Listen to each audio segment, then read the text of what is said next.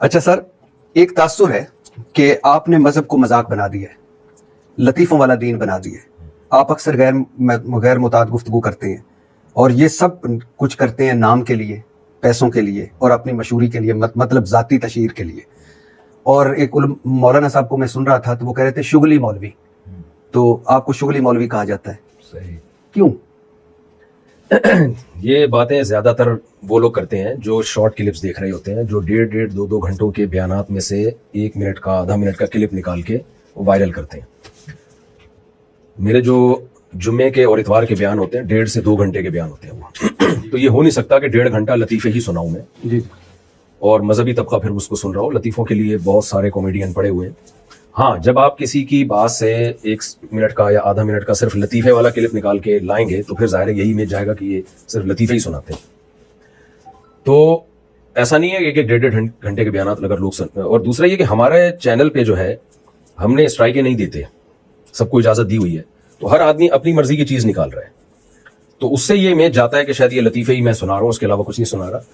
تو یہ غلط ہے، یہ معلومات نہ ہونے کی وجہ سے. ہاں، یہ ضرور ہے کہ عام طور پر جو مذہبی اسکالرز کا وے آف اسپیکنگ ہے یا وے آف ٹیچنگ ہے، میرا اس سے بچپن سے تھوڑا ڈفرینٹ ہے. اور یہ ایسا نہیں ہے کہ یوٹیوب جب آیا تو میں نے مشہور ہونے کے لیے یہ اسٹائل اختیار کیا ہے، ایسا نہیں ہے.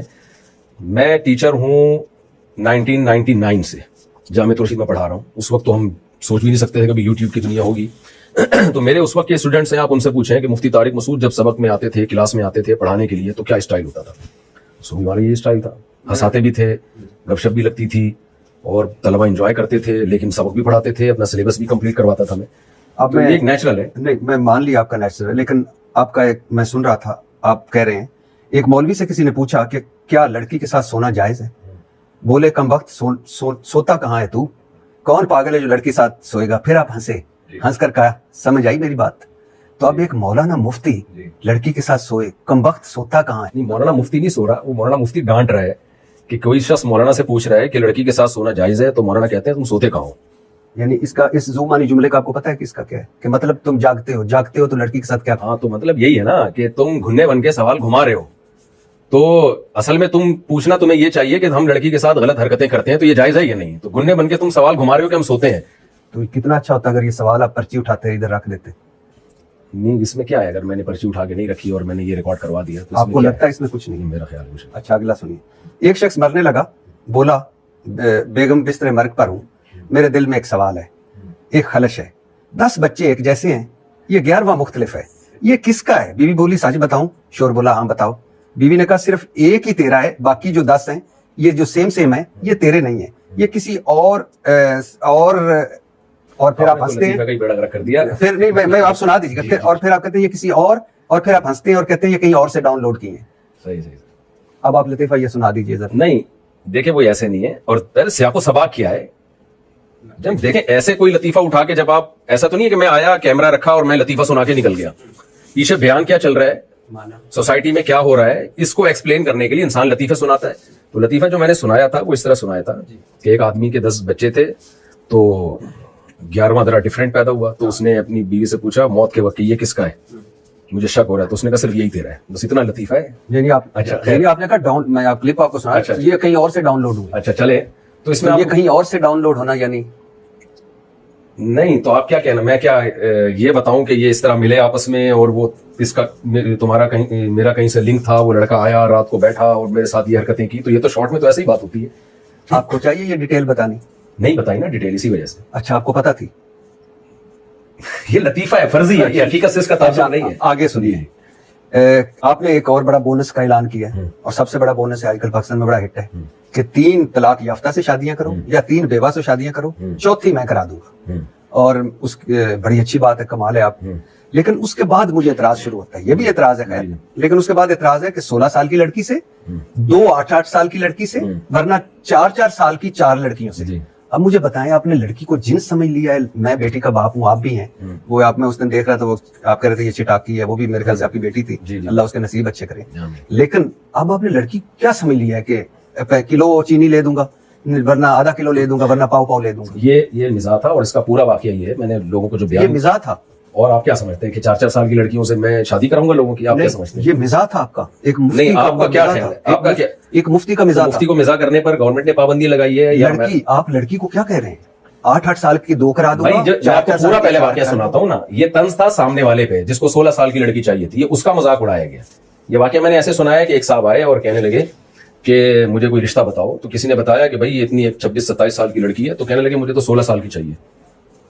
تو انہوں نے پھر کہا کہ 16 سال کی نہیں تو 2-8 سال کی کر دیتے ہیں. یعنی طنز ان کے اوپر کیا ہے. تو اس میں نہ کوئی عورت کی توہین ہے، یہ تو اس کی توہین ہے جس کو اس عمر میں 16 سال کی چاہیے. تو ہم نے کہا 16 کی اتنی تو 8 کی کر دیتے ہیں. یعنی آپ کا جو مزاج ہے، آپ کا جو سوچنے کا اسٹائل ہے، وہ تو آپ اپنی ایج کے حساب سے بہت اوپر کی سوچ رہے ہو. تو میں نہیں سمجھتا اس میں کوئی عورت کی توہین ہے، بلکہ یہ تو اس شخص کی توہین ہے جس کو ایک بڑی عمر میں 16 سال کی لڑکی چاہیے. آپ سمجھتے ہیں کہ یہ لڑکی کی توہین نہیں ہے؟ 4 سال کی کرا دوں گا. نہیں، یہ مذاق ہے، یہ حقیقت نہیں ہے کہ میں 4 سال کی لڑکی سے. ڈیفینیٹلی مذاق ہے، لیکن میں یہ نہیں کہہ رہا کہ میری سمجھتا کوئی توہین. بہت اچھا آپ آگے آتے ہیں. خیر یہ تو میں لطیفوں والے پہ آ گیا. آپ انجینئر محمد علی مرزا سے مناظرے کے لیے کراچی سے جیلم جا پہنچے، وہاں ویڈیوز بنائی، اپنی جیت کا خود اعلان کیا اور واپس کراچی آ گئے. مل گئی ذاتی انا کو آپ کو تسکین، مل گئی ہوگی یقیناً. اسلام کا جھنڈا یقیناً بلند ہو گیا ہوگا اور ہو گئی ہوگی یقیناً آپ کی مذہب کی خدمت. 100% ہوئی، اتنی زبردست خدمت ہوئی. ایک آدمی حضرت معاویہ کو برا بھلا کہہ رہا ہے، اسلاف کو برا بھلا کہہ رہا ہے، صحابہ تابعین کو برا بھلا کہہ رہا ہے، کسی بزرگ کو اس نے نہیں چھوڑا، اور پھر چیلنجز ایسے کر رہا ہے جس کو لوگ صحیح سمجھ رہے ہیں اور اسلاف سے بدگمان ہو رہے ہیں. رفع الیدین کے مسئلے پر وہ کہہ رہا ہے کہ اس میں کوئی صحیح حدیث سرے سے موجود ہی نہیں ہے. امام ترمذی نے عبداللہ بن مسعود والی حدیث کو ضعیف کہا ہے اور میں چیلنج کرتا ہوں کوئی اس کو صحیح نہیں کر سکتا. تو جب ایک شخص اتنا کچھ غلط پھیلا رہا ہو، اور بڑا مسئلہ تو حضرت معاویہ کا ہے جن سے محبت ہمارے ایمان کا حصہ ہے، جن کی صداقت پر عدالت پر اجماع ہے امت کا، تو جب اتنی باتیں کر رہا ہو تو جواب تو بنتا ہے نا. ہم یہاں سے جواب دے رہے ہیں تو ادھورا کلپ چلا کے اس کا جواب ریکارڈ کروا دیا جاتا ہے اور پھر خود چیلنج بھی کر رہا ہے.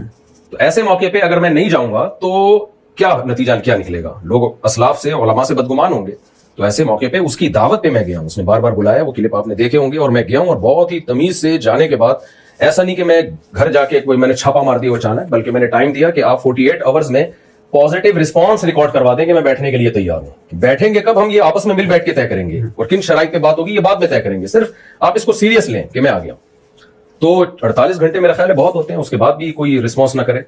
تو ہم نے تو اپنی جیت کا اعلان نہیں کیا. ہم نے تو کہا بھائی آپ دیکھ لیں 48 آورز ہیں، یہ جہلم ہے، اور نہیں آیا اس 48 گھنٹے میں. تو اب یہ تو عوام فیصلہ کرے گی کون جیتا کون ہارا.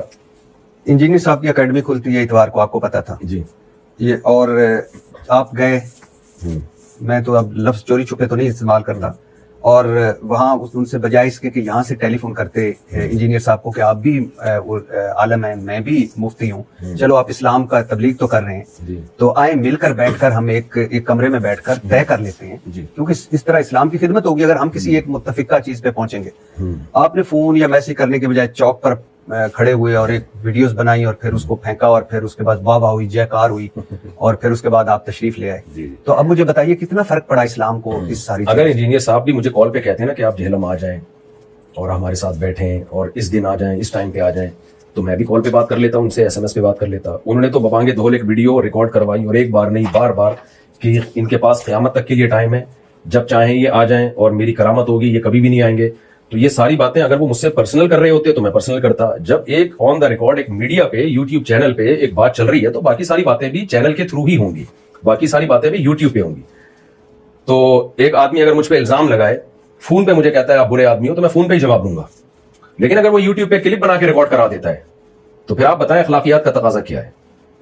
تو ہم بھی یوٹیوب پہ ہی ریکارڈ کروائیں گے. سر اخلاقیات تو مجھ سے زیادہ آپ جانتے ہیں. میں نے تو اپنے دین کا سنا ہے کہ نبی صلی اللہ علیہ وسلم نے فرمایا کہ جو توڑے اس کے ساتھ جوڑو، جو برا کرے اس کے ساتھ اچھا کرو. اصل اخلاق یہ ہے، اور اخلاق بھاری ہے تمام اعمال میں سے.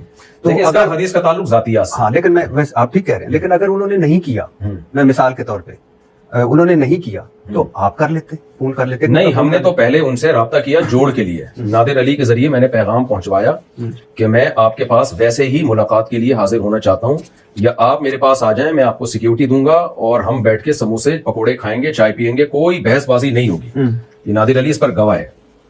پہلے ہم نے جوڑ کی ہی کوشش کی ہے کہ بھائی بندی کے ساتھ بیٹھ کر مل بیٹھ کے مسئلے حل ہو، لیکن سامنے سے جو رسپانس آیا وہ جوڑ والا نہیں آیا. وہاں سے یہ فائرنگ شروع ہوئی ہے. تو لا يحب اللہ الجہر بالسوء من القول الا من ظلم. نبی جوڑ کی بات کرتے تھے، لیکن بدر میں نبی نے ہی تلواریں بھی چلائی ہے نا، احد میں، خندق میں، فتح مکہ میں. تو کون سا موقع جوڑ کا ہے اور کون سا موقع مقابلے کا ہے یہ فیصلہ کرنا پڑتا ہے.